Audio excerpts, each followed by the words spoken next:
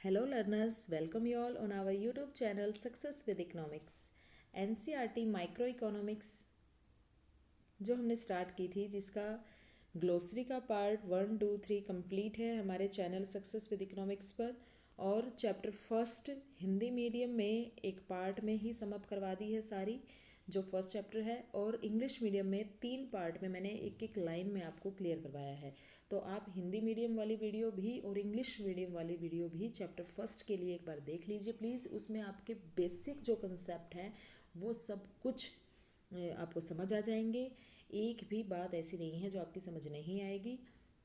फिर भी अगर आपके कोई डाउट रह जाते हैं तो आप प्लीज़ कमेंट बॉक्स में मुझे बता सकते हैं। एनसीईआरटी चैप्टर 2 माइक्रो इकोनॉमिक्स का हमने आज स्टार्ट करना है।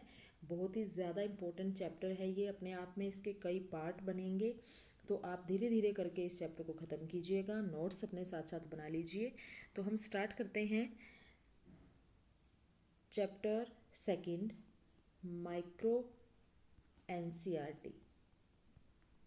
इंग्लिश मीडियम स्टूडेंट बिल्कुल ये मत सोचना कि ये इंग्लिश में नहीं है तो हमारी समझ नहीं आएगा। मैं जो भी इसमें मेन पॉइंट्स होते हैं वो इंग्लिश में ही डिस्कस करती हूँ, ठीक है। तो आप देखिए, आपकी बिल्कुल समझ आएगा। फिर भी अगर आपको लगता है कि इंग्लिश मीडियम इसका पोर्शन आना चाहिए तो इंग्लिश मीडियम की सीरीज भी हम अपनी जल्दी ही स्टार्ट करेंगे, एक बार हिंदी में निपटा कर। ओके, तो देखिए चैप्टर सेकंड है उपभोक्ता के व्यवहार का सिद्धांत, consumer behaviour, theory of consumer behaviour. इसमें हम एक व्यक्तिगत उपभोक्ता के व्यवहार का अध्ययन करेंगे। उपभोक्ता को ये डिसीजन करना होता है कि वह अपनी इनकम को अलग अलग वस्तुओं पर कैसे खर्च करे। अर्थशास्त्री इसे चुनाव की समस्या कहते हैं, ठीक है। तो स्वाभाविक रूप से कोई भी उपभोक्ता वस्तुओं के एक ऐसे संयोजन को प्राप्त करना चाहेगा जिससे उसको मैक्सिमम संतुष्टि मिले। सर्वोत्तम संयोग ही क्या होगा ये सोचता है। उपभोक्ता की रुचियाँ, जो उसकी टेस्ट है, प्रेफरेंस है, कितना वो एक्सपेंडिचर करे, वस्तुओं की कीमतों, और वो किस पे डिपेंड करता है, इनकम पे डिपेंड करता है। तो उपभोक्ता के व्यवहार को अगर समझना है तो हमें दो अलग अलग जो सिद्धांत है, थ्योरी है, उनको थोड़ा सा समझना होगा। उपभोक्ता सामान्य रूप से बहुत ही वस्तुओं का उपभोग करता है, परंतु सिंप्लीफिकेशन में अगर देखें तो मान लेते हैं हम सिर्फ 2 ही वस्तुएं हैं, सिर्फ देयर आर 2 गुड्स, केला और आम। दोनों वस्तुओं की मात्राओं की कोई भी सम्मिलित राशि को उपभोक्ता बंडल या संक्षेप में बंडल कह सकते हैं। हम केले की मात्रा को अगर व्यक्त कर रहे हैं तो उसको हम x1 से डिनोट करेंगे और आम की मात्रा को हम x2 से डिनोट करेंगे। x1 और x2 ये दोनों ही पॉजिटिव एंड जीरो भी हो सकते हैं। x1 की मात्रा आम की मात्रा यानी कि x2 की मात्रा, ठीक है। तो x1 x2 के किसी विशेष मूल्य के लिए विशेष बंडल अगर प्राप्त करना है तो मान लीजिए 5, 10। केले की इकाइयाँ हैं 5 और आम की हैं 10। तो बंडल अगर 10 और 5 का है तो केले की इकाइयाँ हैं यानी कि 10 और आम की हैं 5। तो हम इसमें 2 ही वस्तुएं मानकर चलेंगे, ठीक है, सिंप्लीफिकेशन के लिए। वैसे तो बहुत सारी वस्तुएं होती हैं लेकिन सबको लेंगे तो फिर वो थ्योरी आपको समझ नहीं आएगी। तो अब देखिए उपयोगिता। हम वस्तुएं खरीदते ही क्यों हैं, ठीक है, क्योंकि उनसे हमें उपयोगिता मिलती है। अब उपयोगिता क्या होती है, जो कि हमें एक संतुष्टि, सेटिस्फैक्शन, किसी वस्तु के लिए अपनी मांग का हम मेजरमेंट तभी कर सकते हैं ना जब उससे हमें कोई संतुष्टि मिलेगी। उपयोगिता क्या है, एक वस्तु की उपयोगिता उसकी किसी आवश्यकता को संतुष्ट करने की क्षमता।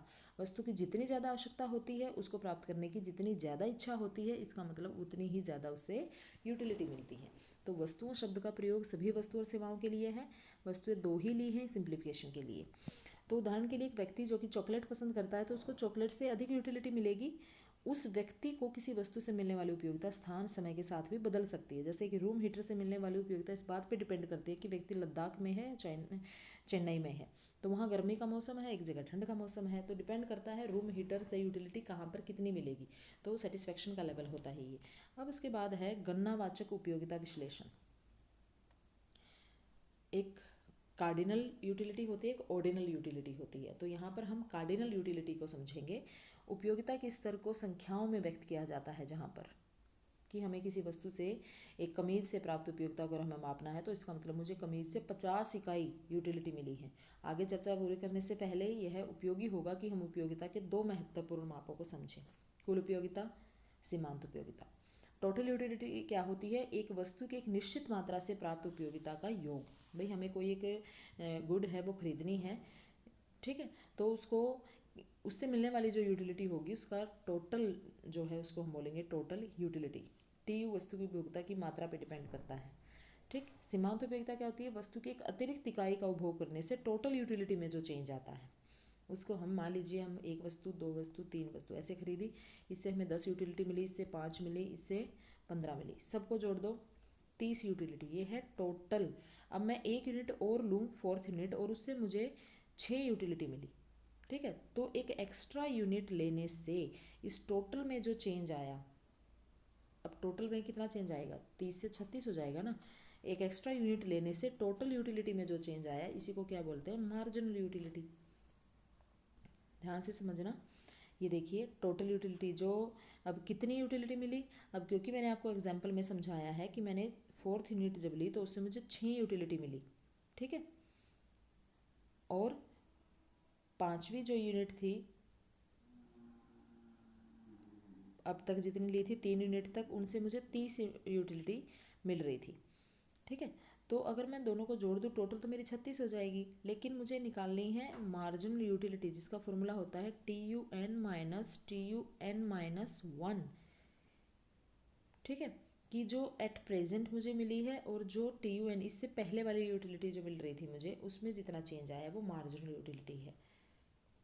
एक एग्जांपल से और इसको समझते हैं। ये देखिए, मान लीजिए 4 किलो से हमें 28 इकाई टोटल यूटिलिटी मिल रही है, 5 किलो से 30 इकाई मिलती है, तो 5 किलो से टोटल यूटिलिटी कितनी थी, 30। 4 से कितनी थी टोटल यूटिलिटी 28। तो एट प्रेजेंट TUN-1, उससे पहले वाली माइनस कर देंगे, एट प्रेजेंट 30 है, इससे पहले वाली 28 थी, तो 2 का चेंज जो आया है उसको कहेंगे हम मार्जिनल यूटिलिटी। आपकी बुक में जो एग्जाम्पल है वही समझा दिया मैंने। अब उसके बाद है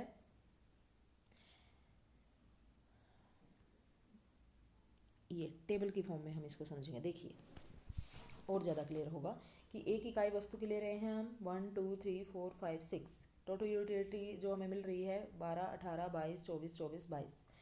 पहले किसी वस्तु को जब हम लेते हैं तो उससे मिलने वाली यूटिलिटी देखो बढ़ रही है, उसके बाद ये कांस्टेंट होगी 24 24, और फिर उसके बाद कम हो गई है।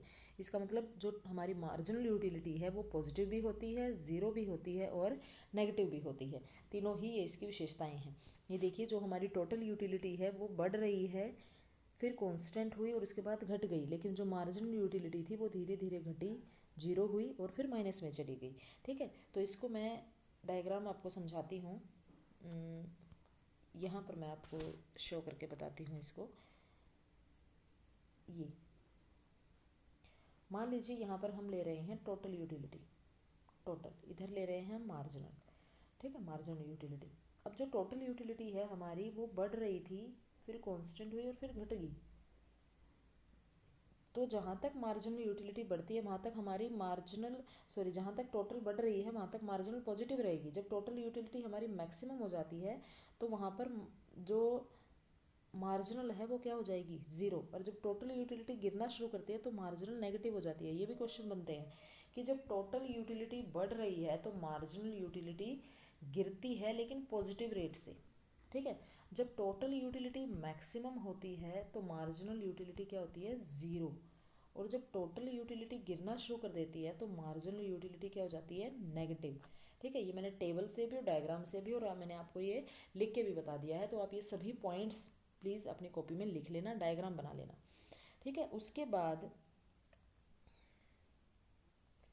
ये कह रहे हैं एक वस्तु की दशा में मांग वक्र की उत्पत्ति कैसे होती है, जिसको डिक्रीजिंग ह्रासमान उपयोगिता नियम भी कहा जाता है, डिमिनिशिंग यूटिलिटी भी कहा जाता है। भी किसी वस्तु को जब हम एक्स्ट्रा लेते जाते हैं तो उससे मिलने वाली जो यूटिलिटी है हमारी वो क्या हो जाती है, कम हो जाती है वैसे तो, लेकिन जब हम उसकी मात्रा को देखो ज़्यादा ज़्यादा ले रहे हैं तो उसकी कीमत हम कम देना पसंद करते हैं। ये देखिए जैसे हम देखो ज़्यादा ज़्यादा लेते जा रहे हैं उसकी कीमत हम कम दे रहे हैं, क्यों, क्योंकि हमें वो कम प्राइस पे ज़्यादा मिल रही है। दूसरी बात उससे मिलने वाली जो यूटिलिटी है वो भी तो कम होती जा रही है ना, इसलिए हम ज़्यादा प्राइस उसका देना पसंद करते ही नहीं।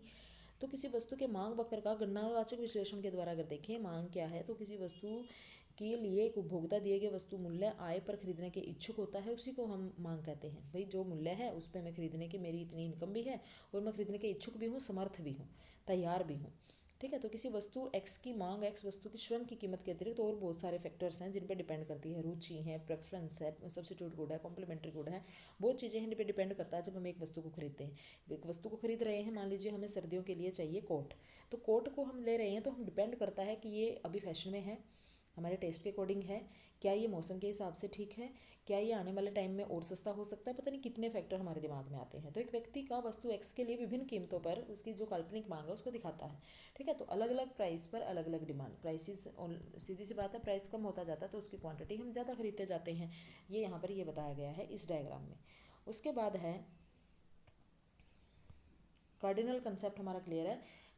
कल जो नेक्स्ट पार्ट हम करेंगे उसमें हम ऑर्डिनल यूटिलिटी करेंगे विद एग्जांपल, विद डायग्राम, जिसमें इंडिफरेंस कर्व को बिल्कुल डिटेल से उसकी फीचर्स को हम समझेंगे। इंडिफरेंस कर्व वाला जो कल पार्ट बिल्कुल कंप्लीट होगा। फिर उसके बाद हम करेंगे उपभोक्ता का बजट, जिसमें कंज्यूमर की बजट लाइन, कंज्यूमर इक्विलिब्रियम, ये सब हम ध्यान से समझेंगे। ऐसे ही ये पूरा चैप्टर हमारा धीरे धीरे बिल्कुल कंप्लीट हो जाएगा और बहुत ही डिटेल में आपको समझ में आने वाला है। भाई बहुत अच्छी सीरीज़ है, बड़ा एक इंटरेस्टिंग सा लग रहा है सारा समझाते हुए, और आई होप, मैं उम्मीद करती हूँ कि आप भी इसको बहुत अच्छे से समझ रहे होंगे। तो प्लीज़ आप ये सारी वीडियो ध्यान से देख लीजिए। यहाँ तक हमारा कंप्लीट है। Please like and share this video. Please subscribe our channel success with economics. Thank you very much.